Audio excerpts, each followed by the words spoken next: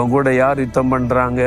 வீட்டுக்குள்ள, வெளியில, வேலை செய்யற இடத்துல, பிசினஸ்ல அல்லது உங்களுடைய ஊழியத்துல யாரும் யுத்தம் பண்றாங்களா உங்களுக்கு விரோதமா?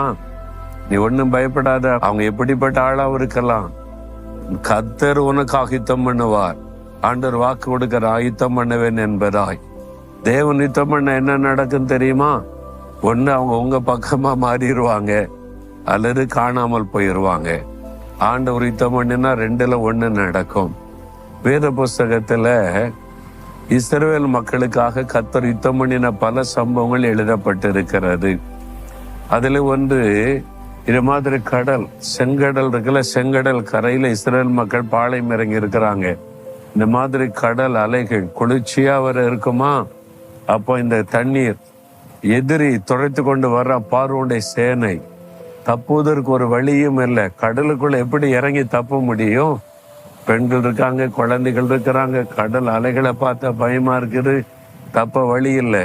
மோசே சொல்றார், பயப்படாதுங்க, கர்த்தர் உங்களுக்காக யுத்தம் பண்ணுவார். எப்படிங்க யுத்தம் பண்ணுவார்? இந்த பக்கம் கடல், அந்த பக்கம் எதிரியின் சேனை, மனிதனால் விளங்கி கொள்ள முடியாதபடி அவர் யுத்தம் பண்ணுவார்.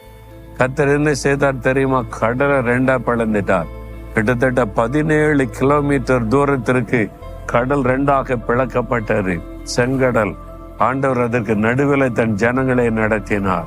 பார்வோனுடைய சேனை அதற்குள்ளே வந்தது. அந்த தண்ணியை வச்சு அழிச்சிட்டார், கடலை வச்சு அவங்களை அழிச்சிட்டார். தேவன் யுத்தம் பண்ணினா அப்படிதான்.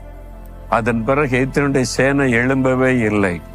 இன்னைக்கு காண்கிற எகிப்தியரை இன்னைக்கு என்னைக்கும் காண மாட்டீங்கன்னு சொன்னார். அதே மாதிரி போயிட்டாங்க. அதுதான் தேவன் யுத்தம் பண்ணினா அப்படிதான் இருக்கும். அதனால ஒன்னும் பயப்படாதங்க, கர்த்தர் யுத்தம் பண்ணுவேன்னு வாக்கு கொடுத்துட்டாரு. நீங்க அவரை சார்ந்து கொள்ளுங்க. ஆண்டவரே, நீங்க யுத்தம் பண்ணுங்க எனக்காக, நீங்க வாக்கு கொடுத்துட்டீங்க. ஆனா அவங்க ரட்சிக்கப்படட்டும். எனக்கு விரோதமா போராடுறவங்களை அழிச்சு விடாதுங்க. அவங்க ரட்சிக்கப்பட்டு உங்களுடைய பிள்ளையா மாற செய்யுங்க. அவங்களுடைய மனதை மாற்றுங்க. அவங்க இப்படி யுத்தம் பண்ணி அழிஞ்சு விடக்கூடாதுன்னா அவங்களுக்காக ஜெபிக்கிறேன். அப்படி ஜெபம் பண்ணுங்க. ஆண்டவர் உங்களுக்கு நன்மையானபடி யுத்தம் பண்ணி காரியத்தை மாற்றி தருவார், தடைகளை மாற்றி தருவார். சரியா? இப்ப ஜெபிக்கலாமா?